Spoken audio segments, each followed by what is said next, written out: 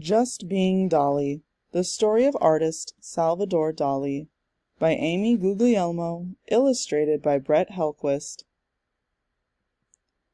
Just Being Dali, The Story of Artist Salvador Dali, by Amy Guglielmo, illustrated by Brett Helquist.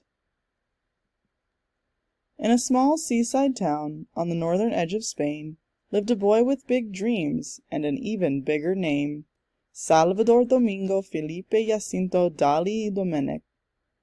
As soon as he could walk, little Salvador wandered along the rocky shores near his home, chasing butterflies and birds, his chubby finger pointing to the sky, tracing puffy clouds as they shifted into prancing horses.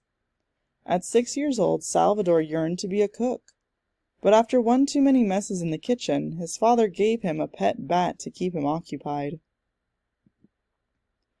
Then Salvador fancied being a king, but his father was strict and soon grew tired of all the pretending. "Why can't you just behave?" he asked. But Salvador was just being himself. At school, Salvador didn't fit in. He was timid and quiet and wanted to play alone. When he wore his costume to class, the other kids teased him and threw grasshoppers in his hair. "Why are you so strange?" they asked. But Salvador was only being himself. Salvador wasn't a serious student, and he disliked being stuck inside. He found it more interesting to stare at the cracks on the ceiling, arranging the shapes into elephants and faces. He spent hours daydreaming out the window and filling his notebooks with doodles instead of schoolwork. His teachers grew frustrated. "Why can't you act like the other students?" But Salvador couldn't help being himself. One day, Salvador fell ill. His parents sent him to the countryside to recover. There he stayed with the family of artist Ramon Pichot. Salvador marveled at the vibrant paintings that dotted the walls, and when he grew stronger, Pichot taught him how to paint. Suddenly, Salvador realized how he could truly be himself. Artists could be anything they liked, so he decided that's just what he would be. When Salvador painted a pile of cherries and added real stems and worms to the canvas, Pichot persuaded Salvador's reluctant father to make him a studio. Back at home, visions of a hillside kingdom danced from Salvador's mind onto the walls of their old laundry room. From then on, Salvador never stopped drawing. He took classes and sketched everyone in his family, and when he ran out of people to draw, he stood on his head to spark new ideas. A few years later, he was accepted to an art academy in Madrid. At school, he grew his hair long and wore elegant outfits.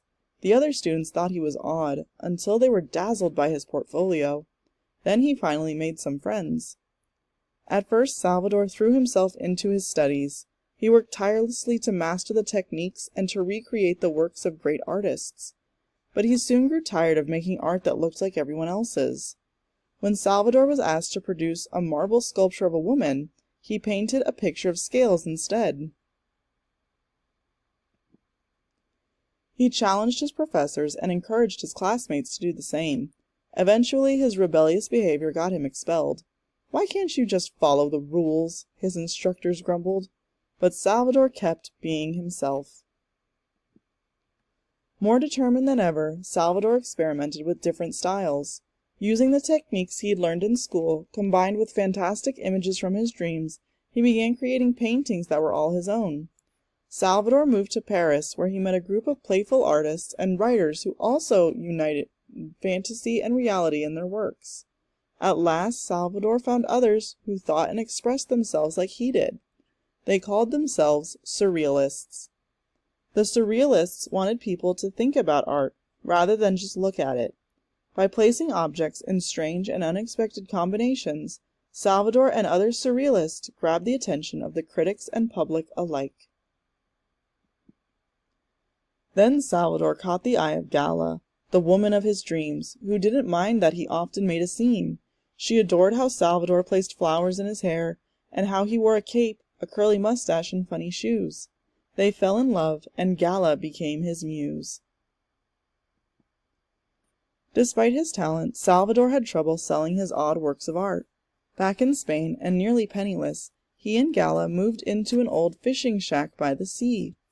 One hot night after dinner, Salvador struggled with an unfinished landscape painting. Frustrated, he was about to leave the house when he spotted a plate of cheese that had melted into a blob. That gave him an idea.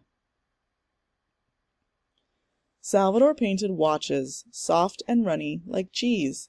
He added swarming ants and a mysterious figure in a strange desert setting. He called it the persistence of memory. When Gala came home, she was amazed. "I will never forget this painting." Would others agree? Salvador and Gala traveled to America, where the new painting was displayed in a surrealist show in New York City. Though the painting was small, only a little larger than a sheet of paper, it was a sensation. But what did it mean?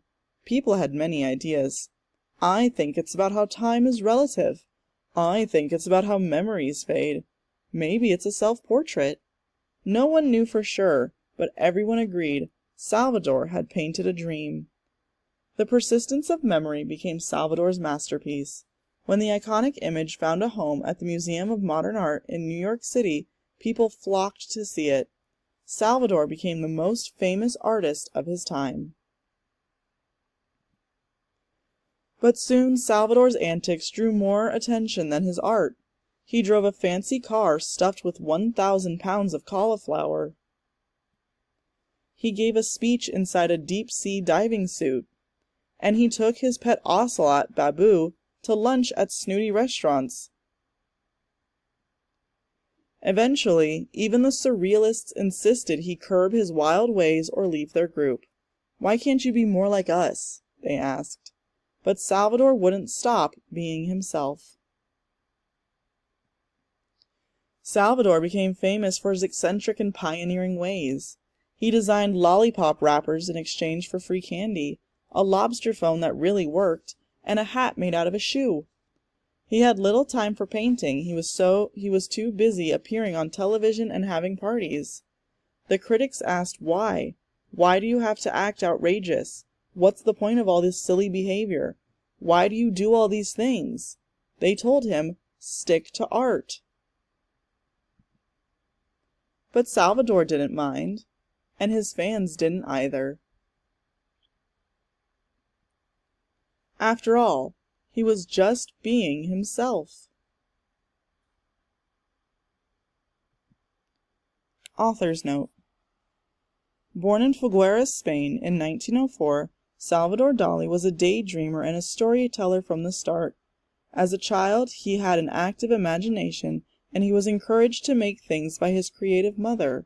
His father, however, had hoped that someday Dali would become a lawyer like him. Dali was considered a talented art student, yet he was actually expelled from art school twice, once for leading a student protest, and again when he refused to complete his final exams. In 1929, Dali moved to Paris and joined an artistic and literary movement called surrealism, which was started by French poet André Breton. Dali became friends with other surrealist artists such as Jean Arp, René Magritte, and Max Ernst. And though his new friends, he met his wife Gala, who served as his inspiration and the subject of many of his pieces. Dali called her his queen, and even bought her a castle. The surrealists were interested in art that explored the subconscious or the parts of the mind that were not fully aware. They believed that they could access the subconscious through their dreams and by trying to write or draw automatically, without thinking. Dali became obsessed with his dreams and even slept with a canvas next to his pillow so he could wake up and paint before he forgot them. He once said, "Give me 2 hours a day of activity, and I'll take the other 22 in dreams." In 1931, he was just 27 years old, Dali painted the most famous works of surrealist art, The Persistence of Memory. Though there are several theories about the meaning of this painting, Dali claimed that the work was inspired by a melted wheel of Camembert cheese. Dali was a controversial figure in his time, and he remains so today. While his fans couldn't wait to see the wild things he would make or do next, the surrealists grew annoyed with his increasingly sensationalist behavior. They thought he seemed more interested in publicity, fame, and money than creating serious art. In 1934, André Breton tried to expel Dali with a trial, but Dali prevailed and remained with the group until 1939, when the surrealists finally expelled him for good. Throughout his life, Dali created more than 1,500 paintings, as well as sculptures, films, jewelry, furniture, window displays, and sets for ballets and plays. He even wrote a cookbook, a novel, and a book about his mustache. Many of his works now live in the Dali Theater Museum, located in the same building in Figueres, Spain, where he had his first art show as a teenager. I am not strange. I am just not normal. Salvador Dali.